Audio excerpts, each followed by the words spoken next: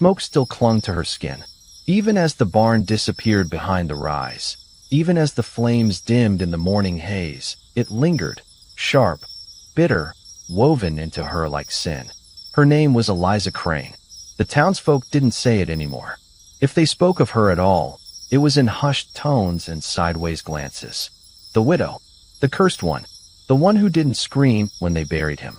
Eliza gripped the reins of the stolen horse, riding bareback across the soaked field. Rain had passed, but the ground was soft and slick with mud. Her boots were ruined. She didn't care. Not after last night. Dust Hollow sat in the valley like a bad secret. Gray wood, gray skies, church bell that hadn't rung in months. It used to be a place of hymn and honey. But that was before her husband died. Before the whispers. Before the bruises she covered with rouge. Before the night she stopped covering them. She rode past the broken fence line where the Miller boy disappeared. Past the chapel steps where the Reverend dropped dead mid-sermon. Past the general store boarded shut since the fever took Old Maeve. All of it, silent. Watching. She pulled up near the dry creek. There, nestled between thorn brush and pine, was the one place no one dared go anymore. The old Kavanaugh house. They said it was cursed. Said the family line ended in screams. But Eliza knew better. She'd found the locket in its fireplace. She'd seen the initials carved into the back. Same as the mark her husband bore. She dismounted, hiding the horse behind a thicket, and ducked through the warped door. Inside, time had collapsed. Dust hung in the air like ghosts. Rot bloomed from the floorboards. And at the heart of it all, a stone well, built into the center of the living room. She stepped to its edge, the echo of her boots swallowed by the void below. Eliza knelt, pulling the locket from her blouse. It was warm, always warm. She pressed it to the rim of the well. Whispers rose. She listened. Soon, they said. He's not the last. Her hand trembled, but she didn't let go. They'll come, the voices whispered, with fire and fury. But they'll learn what you are. Eliza stood, straightened her shoulders, wiped the soot from her brow. She wasn't running anymore. Let them come. Let the world remember her name. Before we jump back in, tell me where you're tuning in from. And if this story touches you, make sure you're subscribed. Because tomorrow, I've saved something extra special for you. Smoke still clung to her skin. Even as the barn disappeared behind the rise, even as the flames dimmed in the morning haze, it lingered, sharp, bitter, woven into her like sin. Her name was Eliza Crane. The townsfolk didn't say it anymore. If they spoke of her at all, it was in hushed tones and sideways glances. The widow, the cursed one, the one who didn't scream when they buried him. Eliza gripped the reins of the stolen horse, riding bareback across the soaked field. Rain had passed, but the ground was soft and slick with mud. Her boots were ruined. She didn't care. Not after last night. Dust Hollow sat in the valley like a bad secret. Gray wood, gray skies, church bell that hadn't rung in months. It used to be a place of hymn and honey. But that was before her husband died. Before the whispers. Before the bruises she covered with rouge. Before the night she stopped covering them. She rode past the broken fence line where the Miller boy disappeared. Past the chapel steps where the Reverend dropped dead mid-sermon. Past the general store boarded shut since the fever took Old Maeve. All of it, silent. Watching. She pulled up near the dry creek. There, nestled between thorn brush and pine, was the one place no one dared go anymore. The old Kavanaugh house. They said it was cursed. Said the family line ended in screams. But Eliza knew better. She'd found the locket in its fireplace. She'd seen the initials carved into the back. Same as the mark her husband bore. She dismounted, hiding the horse behind a thicket, and ducked through the warped door. Inside, time had collapsed. Dust hung in the air like ghosts. Rot bloomed from the floorboards. And at the heart of it all, a stone well, built into the center of the living room. She stepped to its edge, the echo of her boots swallowed by the void below. Eliza knelt, pulling the locket from her blouse. It was warm, always warm. She pressed it to the rim of the well. Whispers rose. She listened. Soon, they said. He's not the last. Her hand trembled, but she didn't let go. They'll come, the voices whispered, with fire and fury. But they'll learn what you are. Eliza stood, straightened her shoulders, wiped the soot from her brow. She wasn't running anymore. Let them come. Let the world remember her name. A knock came at dusk. Not a pound. A knock. Measured, deliberate. Eliza froze mid-step. The kettle in her hand hissed as water boiled over. No one ever came this deep into the woods. Not to the Kavanaugh house. Not to her.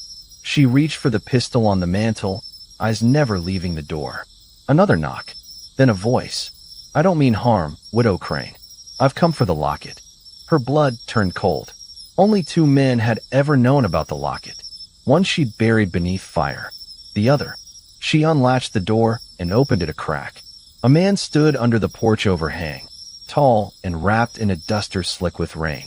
His face was half-shadowed beneath a wide-brimmed hat, but his voice was younger than she expected, steady, worn, but young. You're not from Dust Hollow. He smiled faintly. No, ma'am, but I know what's sleeping under it. He reached into his coat slowly. No weapon, just a badge. Silver, weathered, and old. Too old. Marshall, she asked. Was. A long time ago. What do you want? He looked past her, into the ruined house. Same thing they all want. Only I'm here to warn you first. Eliza gripped the pistol tighter. They're coming, Eliza, he said. Not for justice. Not for vengeance. For the well. A gust of wind kicked ash from the cold fireplace. The shadows seemed to stretch along the walls. Why now, she asked. Because you opened it, he replied, voice low. You listened to it. Fed it. I didn't. You used it, whether you meant to or not. Eliza stepped out, jaw tight. So what happens now? He glanced back toward the trees. Now, you've got 2 nights before they ride in. Maybe 20 men. Maybe 30. Maybe something worse. She raised her chin. Let them come. He looked at her then, not with pity, not with fear, but something bordering on awe. I think you want them to, he muttered. Maybe that's what it's been waiting for. He turned to leave. Wait, what is the well? The former marshal paused at the steps, rain dripping from his hat brim. Something older than you. Older than Dust Hollow. It doesn't grant wishes, widow. It collects debts. He walked into the trees and vanished. Eliza stood alone under the porch as night closed in, the locket burning against her skin. The general store had been closed for months, but inside, by candlelight, a quiet meeting stirred beneath the dust. Silas Brigg, once the town's blacksmith, now hunched and bitter, slammed a coin down on the counter. She's back, he muttered. Or what's left of her. Across from him, Lenora Maeve, daughter of the fever-dead matron, folded her arms. Eliza ain't the problem, Silas. It's the well. Silas spat. Same thing. Behind them, someone shifted. Ezra Holling, the undertaker's son, leaned forward, eyes dark. I've seen the light. In the woods. Blue, like cold fire. Same as the day the preacher dropped dead, Lenora said softly. Ezra nodded. They say she lives in the Kavanaugh house, Silas sneered. Same place where that boy vanished. Same place her husband went missing weeks before they found him burned. She didn't kill him, Lenora shot back. You just needed someone to blame. Silas rose. She's a conduit. The well's calling through her. A pause. Then a voice from the dark. She's not the only one it's calling. Heads turned as Clara Holling stepped into the candlelight. Ezra's younger sister. Skin pale, eyes unfocused, voice distant. She looked hollow. I dreamed of her, Clara whispered. But her eyes were wrong. They were black. And she wasn't alone. Silas backed away. She's been touched, he muttered. Just like the locket. Lenora put an arm around Clara, steadying her. We need answers. Not more fear. No, Silas said. What we need is to end this before it spreads. Ezra frowned. And what? The well? Or her? Silas didn't answer. Outside, the wind picked up. A flock of crows shrieked as they scattered from the chapel steeple. Meanwhile, across town, a boy named Thomas, barely 12, scraped through the cellar of the burned-out barn. He'd heard the gunshot. He'd seen the flames. Now, he was digging in the ash, searching for what the fire hadn't taken. He found it. A scorched ring. Too large for Eliza. Still warm. He slipped it into his coat and ran, not noticing the flicker of pale light that followed him from the barn. Back in the woods, Lenora stepped outside, lantern in hand. She looked toward the hills, toward where the Kavanaugh house sat like a wound in the earth. "She's not what they think," she whispered. Behind her, Clara's voice drifted from the store. "She's becoming." Eliza had planned to leave by nightfall. Saddle the horse. Take the Northridge Trail. Disappear before the riders arrived. But the moment she stepped outside the Kavanaugh house, she knew she was too late. A figure stood on the trail, just beyond the tree-line. Then another, and another. Silent. Motionless. No horses. No torches. Just shadows in the dusk, lining the woods like teeth around prey. She stepped back, hand brushing the locket through her blouse. It pulsed once, then went cold. From the darkness came a sound. Not a voice. A hum. Low. Ancient. Rising like wind through bones. And then, he stepped forward. The man from the barn. He should have been dead. She saw him die. Shot through the chest. Burned in the fire. But here he was, lantern in hand. Eyes black as coal. "Eliza," he said, voice too calm. Too wrong. She raised the pistol. "You're not him." He smiled, lantern flickering. "Not anymore." She fired. The bullet struck his chest, and he staggered, but didn't fall. The flesh there was charred, twisted, and something beneath it shimmered. Not blood, not bone, something older. He straightened. "You thought the well would only feed you," he said. "But it remembers all its debts." Eliza backed toward the house. The door slammed shut behind her before she could reach it. Windows darkened. The well inside groaned. From beneath the floorboards, a voice rose. Not the whispers she knew. This one spoke. "Bring him in." She turned. The door creaked open slowly, not by her hand. The shadowed man stepped inside, and the others followed. Panic rose, but the locket flared hot against her chest. Eliza grabbed it, held it high. "You want him? Take him back." The fire from the pendant erupted, lashing the air like a whip.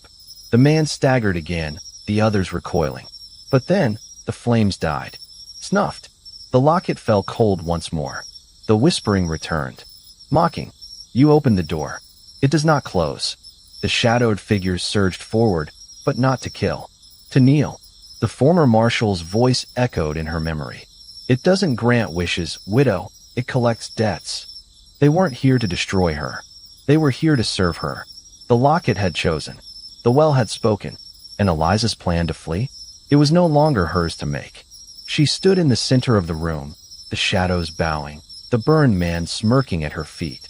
Tears welled in her eyes, not from fear. From the terrible, hollow understanding that the thing beneath dust hollow wasn't done with her. Not by half.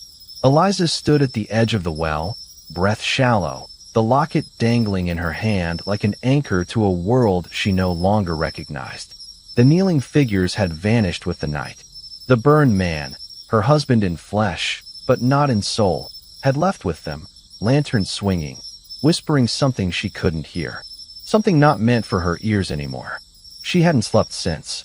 Not truly. Visions came when her eyes closed. Visions of the well swallowing stars, of dust hollow cracking open like bone. And always, always the voice. Debt must be paid. Balance must be held. She looked down at her hands. They were steady now. No tremble. No fear. But inside her chest, guilt clawed like rats in the walls. She hadn't meant to open anything. She just wanted to survive. And now, the cost was growing. Lenora, Maeve found her in the ruins of the Kavanaugh orchard. "You look like hell," Lenora muttered, holding out a tin cup. Eliza took it. "Tea. Cold, but grounding." "They're afraid of you," Lenora said. "I know. You afraid of yourself?" Eliza stared into the trees. "I think the old me died with him." Lenora crouched by the overgrown roots. "Clara's been drawing pictures. Of you. But not you. Something with your eyes. Standing over fire." Eliza's breath hitched. "The well's changing things. Me. Them. The town. Can you stop it?" Eliza shook her head. "I'm not sure I want to." Silence. Lenora stood slowly. "Then we'll be ready. If it comes to that." That tiny word, "we," stung more than it should have. No one had stood with her in months. Now this stranger, this shopkeeper's daughter, was offering trust where even family had turned away. Eliza nodded once. Quiet. Thankful. Elsewhere, Ezra Holling pulled Clara's latest sketch from beneath her pillow. It was the well. Always the well. But now, it bled black across the page. Shadowy tendrils reached up from its depths, stretching toward a single figure. Eliza, standing in a red dress, arms raised, face blank. He turned the page over. Scribbled words scrawled in Clara's cramped hand. She is the gate. And the lock. By dusk, strange things moved in Dust Hollow. Crows perched on the chapel spire, unmoving for hours. Wells across town dried to dust. Livestock refused to graze near the river. And someone, or something, had carved circles into the town square overnight. People whispered. Doors stayed shut. And still, no one left. It was as if the town itself was holding its breath. Eliza wandered into the church. The air inside was thick with mildew and rot, but the light through the stained glass painted the pews in crimson and gold. She sat and waited. Eventually, the former marshal appeared in the aisle. Still think you can run from it? He asked. She didn't answer. He walked forward, boots echoing on the warped floor. You were chosen, not cursed. That's what they all get wrong. I never asked for any of this, she muttered. No one does. But once you hear the well speak, it doesn't forget you. He paused beside her. You still have a choice. To lead it, or to seal it. She looked up. Can it be sealed? He hesitated. It's been done before. Long ago. But it takes more than will. It takes blood. And it takes loss. Her fingers gripped the locket. I've already lost everything. No, he said softly. You've only just begun. He turned and walked out, lantern fading into the coming night. Eliza sat alone, the locket burning once more against her heart. Not hot, not cold, just alive. And somehow, she didn't feel alone anymore. Thunder cracked over Dust Hollow. The rain didn't fall normal. It spiraled, wind churning in slow, unnatural circles above the hills. Animals had gone silent. Not even the crickets dared whisper. Eliza was drawn to the barn again. The same one where she had once hid. The same one where she thought she'd seen him die. But now, it felt different. The wood groaned under her weight as she stepped inside, torchlight throwing long shadows across the charred beams. Something beneath the ash glittered. She crouched. A ring. Her husband's ring. But as she reached for it, the ash moved. It curled back like breath being drawn, revealing a hidden hatch, sealed in iron, etched with a symbol that matched the locket. Her heart stuttered. She should have left. But she didn't. Eliza pulled the hatch open. Inside was a stairwell, and at the bottom, a room of stone. She stepped into the dark. The walls were covered in handprints. Small ones. Dozens. Burned into the rock like shadows at noon. In the center stood a pedestal. Upon it, a book, bound in skin. She didn't want to touch it, but her hand moved anyway. As her fingers brushed the cover, the locket pulsed, and the room woke. A voice, not the whispering, but something clearer, spoke from the shadows. He never left. Eliza's breath caught. I saw him burn, she said. You saw a vessel. The shadows rippled. From the far side of the room, a figure emerged. Charred, hollow-eyed, familiar. Not her husband, but her brother, Thomas, the boy she buried during the sickness, the one she blamed herself for losing. He stepped forward, barefoot across stone, voice sharp. You opened it, Eliza. You called us back. No, she whispered. You were gone. I never was, he said. The well took me. You just didn't hear it back then. The truth landed like a blow. The well hadn't awakened because of her. It had always been awake. It had always been hers. Inherited. A bloodline curse disguised as choice. The locket hadn't chosen her. It had been waiting for her. The burnt man wasn't her husband at all. He was a guardian. A warning. And she had killed him. Eliza staggered back. I didn't know. Thomas raised a hand. You still don't. The stone around them pulsed. The handprints glowed. Each one a life the well had taken. Children. Men. Women. She saw their faces in flashes. Mothers clutching babes. Men screaming into fire. Townsfolk lost in the woods. And one face at the center of it all.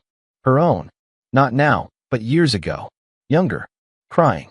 Holding the locket. Lenora had said Eliza was found wandering after the sickness. She didn't remember. But the well did. It never forgot. Eliza didn't remember walking back from the barn. Her hands were streaked in soot. Her dress was wet from the storm. But her mind was locked somewhere beneath the earth, where her brother's voice still echoed through her bones. You opened it. You called us back. She collapsed onto the steps of the church.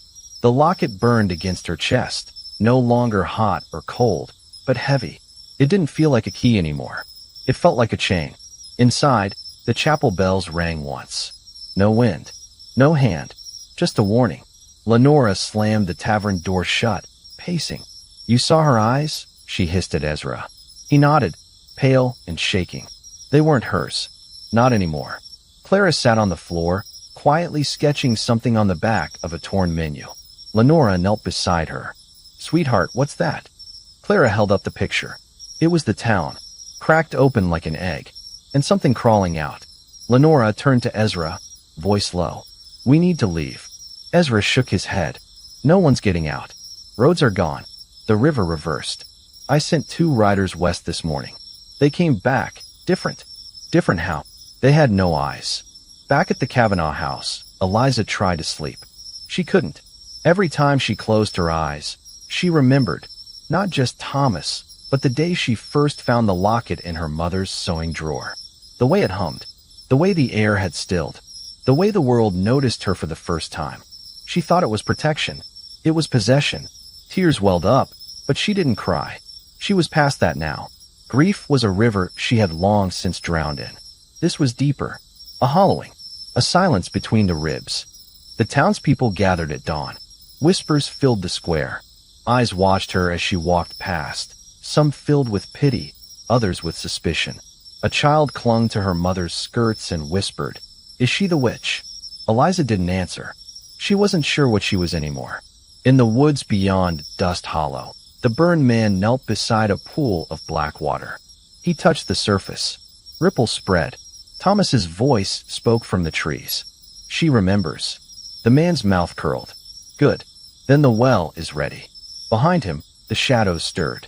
The second morning came without birdsong. Dust Hollow was too quiet now. The mist lingered, heavier than before. It moved like it was watching. Eliza walked barefoot through it, the locket tucked beneath her shirt, glowing faintly with every heartbeat. The church stood crooked ahead, windows cracked, roof sagging. But it was hers now. Not as a sanctuary, but a base. A place to begin again. Inside, she found the marshal's old journal hidden beneath the altar boards. Leather-bound, stitched by hand. It reeked of oil and smoke. She flipped it open. Dozens of names. Symbols. Rituals. Notes on the well going back centuries. In the margins, a single phrase was circled again and again. Not a curse. A door.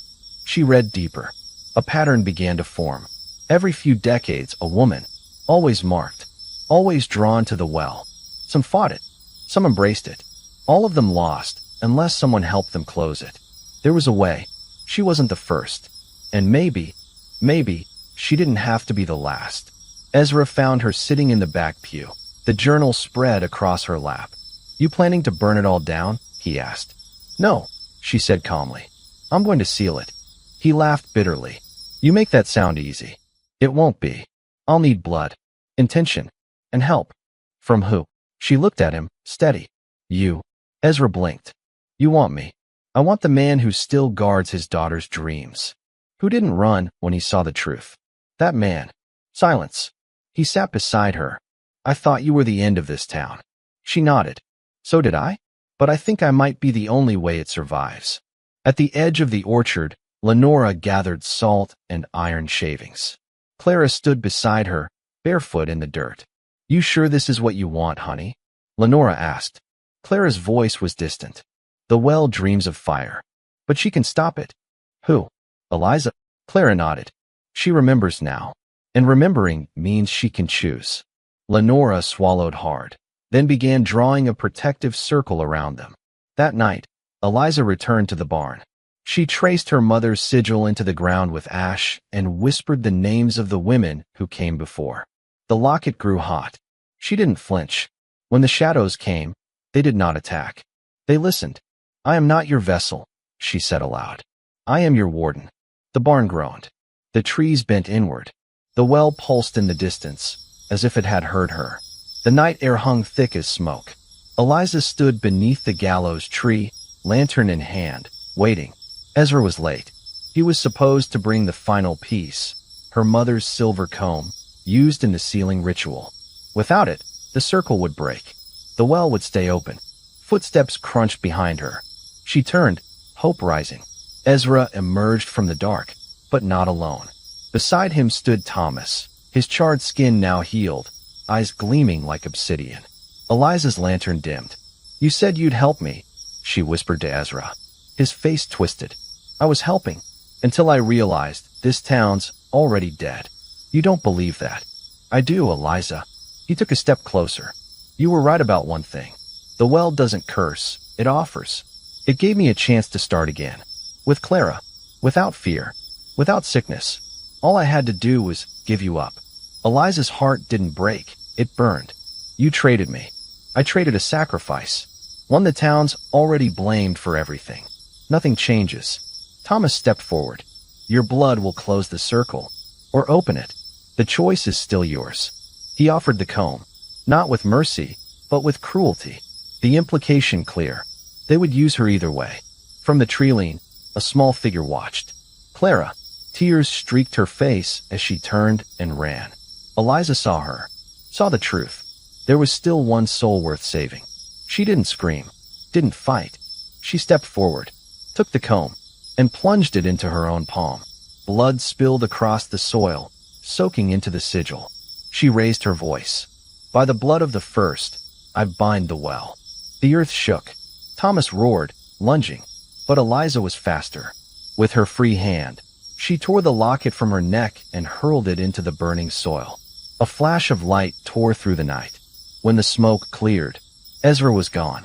Thomas, nothing but ash.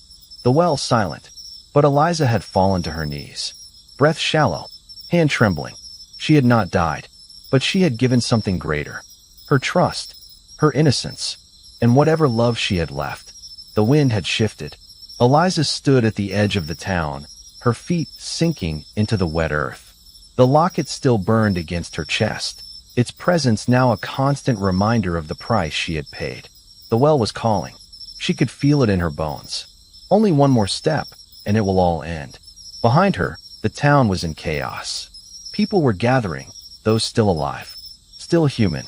They had heard the rumblings in the ground, felt the air growing thick with dread. Lenora's voice cut through the rising panic. "Eliza, don't do this. There's still time." But Eliza didn't turn. She had already made her choice. "You saw what happened when I tried to escape it. This isn't just a fight for me anymore.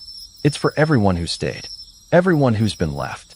Lenora's face twisted with confusion and anger. "You can't save them by killing yourself. I'm not saving anyone." Eliza's voice was colder now. "I'm ending it." Clara stood in the doorway of the church, eyes wide, tears streaking down her face. "Mom, don't leave me." Lenora's gaze softened. She opened her arms, and Clara rushed into them. "I have to," Lenora whispered, her voice breaking. "This is bigger than us." The ground shook again. The tremors were growing. Like the very earth itself was losing its grip on reality. They could hear the wind grow louder. Worse, the storm. It wasn't just the weather anymore. The well had taken the sky, too. The clouds twisted, darkened, and there was something alive in them. Lenora stood up abruptly, grasping Clara's hand. "Stay inside. Don't come out until I say so."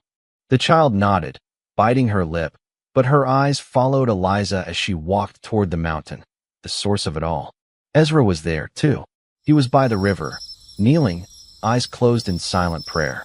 His face was ashen, streaked with soot. He was still trying to understand what had happened, why he had betrayed the only person who had ever trusted him. It wasn't just guilt anymore. It was fear. Eliza had done it. She had sealed the well, and in doing so, she had thrown the balance off. He knew the well wasn't finished. It never would be. The ground trembled again, closer this time. Ezra stood, his fists clenched. He didn't want to fight her. He didn't want to fight anyone. But something was coming, and he wasn't sure he could stop it. By the time Eliza reached the barn, the sky had cracked open. The swirling storm above was turning in on itself, like a vortex. A whirlpool in the heavens, dragging everything into it. The town was barely holding its ground. People were running in every direction, not knowing what to do or where to go. Eliza's feet moved without thinking. Her hand still clutched the locket, but now it felt different. The pulse was stronger, more urgent. A shriek of wind, and then a figure stood in the doorway. Thomas, no longer burnt, but whole. Eliza, he rasped, his voice thick with something ancient. It's too late. The storm above them darkened, casting shadows over the land. Eliza could feel the weight of it pressing down, dragging her deeper into its gravity. It was time. The storm raged above, the world suffocating under its weight. Eliza stood alone in the barn, her breath sharp and shallow. Her heart thudded in her chest as she stared across the room at Thomas, who had taken form again, alive, but something was off about him. His skin was unblemished, but his eyes glowed like embers. The well's energy pulsed from him like an open wound. You're too late, Eliza, Thomas said, his voice like gravel scraping against stone. The well cannot be undone. It's a part of me now, part of all of us. The air around them hummed, thick with the weight of the world trying to crack open. Eliza's hand trembled against the locket, the blood binding her to the past, to the curse, to the truth she had never asked for. You think this is a choice? She asked, stepping forward, her voice cold but steady. I didn't ask for this. You made me a vessel. You made me believe this was the only way. Thomas smiled, a cruel twist of his lips. You think the others are innocent? The people who stayed behind? They wanted this. They needed it. The well is not a curse. It's a promise. No, Eliza's voice cut through the storm. It's a trap. A flicker of uncertainty crossed his face, but it was gone in an instant. You can't stop it, Eliza. The well chooses. And you are the one who opened it. You're the one who called me. I didn't call you. Her words were heavy, but I can send you back. Lenora and Clara stood at the edge of the barn, silent, watching. Lenora held Clara tightly in her arms, her heart hammering in her chest. She had watched Eliza walk away from them, had heard the words she spoke to Thomas, and knew this was the moment. The one where Eliza would either break or become something stronger. Clara's eyes were wide, watching Eliza, but there was no fear in them, only determination. She'll do it, won't she? Lenora looked down at her daughter, unsure how to answer. She had seen Eliza fight. She had seen her lose, too. But something was different now. Eliza had chosen this fight. And for the first time, Lenora saw her as more than just a woman fighting for survival. She was fighting for everyone. Thomas took a step forward, a smirk tugging at the corner of his mouth. You're so naive. You'll never defeat me. The well is already here. The storm, the earth, it all belongs to me now. But Eliza didn't flinch. She stepped forward, pushing the locket deeper against her chest, feeling the heat burn through her skin. No, it belongs to no one. She spoke with finality. I may have called it, but I can control it. I don't need the well to tell me who I am. The ground trembled again. This time, the earth itself split beneath them, cracking like dry wood. Eliza closed her eyes. In the silence, she could feel it, the power of the well, the pulse, the scream of all the women who had come before her. But now, they weren't just whispers. They were voices. Her voices. And she wasn't alone. The wind howled through the barn as Eliza raised her hand, blood dripping from the cut she'd made earlier. She began to chant, her words ancient, filled with the weight of all the secrets the well had buried. Thomas lunged toward her, but this time, Eliza was ready. She moved faster than he could react, slamming her hand into the ground as the well's energy swirled around her. No more, she whispered. The air turned black as the storm peaked. Lightning struck the barn, lighting up the night sky, and the ground beneath them cracked wide open. Ezra stood at the edge of town, watching as the earth split. His heart raced as he turned toward the barn, desperate to help, but he knew it was too late. Eliza had already made her choice, and now, she would either be consumed by it, or destroy it for good. Inside the barn, Thomas screamed as the earth swallowed him whole. The darkness pulled him down, his body twisting in the air like a marionette. Eliza stood firm, her arms raised, the power of the well crackling around her. She could feel it. He was gone. The curse was breaking, but there was a price. The well's energy surged toward her, trying to pull her in, trying to make her its final victim. She gasped, feeling her own strength faltering, her body weakening under its weight. But she didn't give in. She fought. She fought until the earth stopped shaking, until the storm began to dissipate. Outside the barn, the wind died.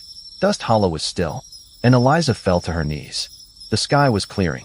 As Eliza knelt on the ground, her hands pressed against the cold earth, she could feel the last traces of the well's power slipping away. The storm had ceased, the air was still, and the wind, once an agonizing howl, had quieted into a whisper. The land had finally calmed. But Eliza could still feel it, the burn of the locket against her chest, the weight of everything she had given up. Her breath came in ragged gasps, the energy of the battle having drained her to the core. She could feel the world around her stabilizing, the earth healing, but inside, she was torn between relief and a strange, gnawing emptiness. Was it worth it? For a moment, everything stood still.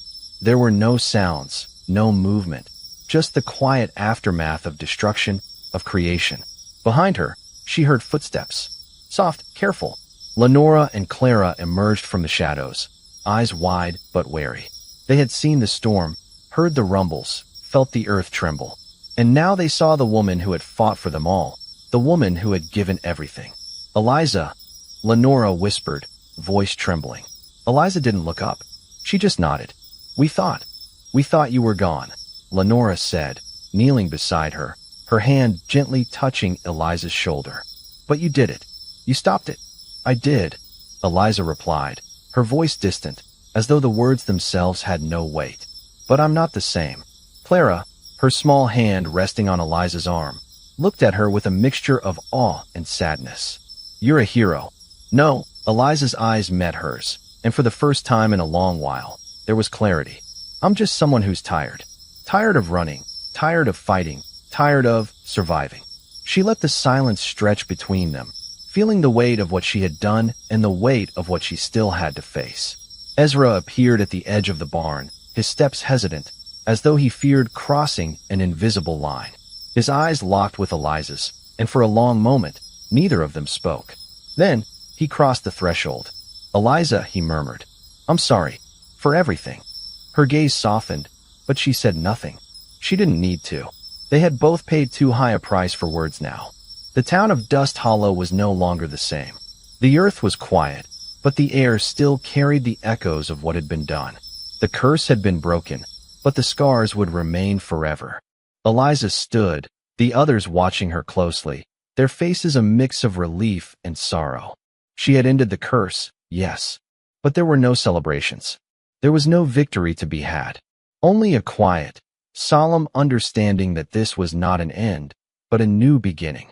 And as the sun began to rise over the town, casting a soft golden light on the ruins of the past, Eliza finally spoke the words she had been holding inside.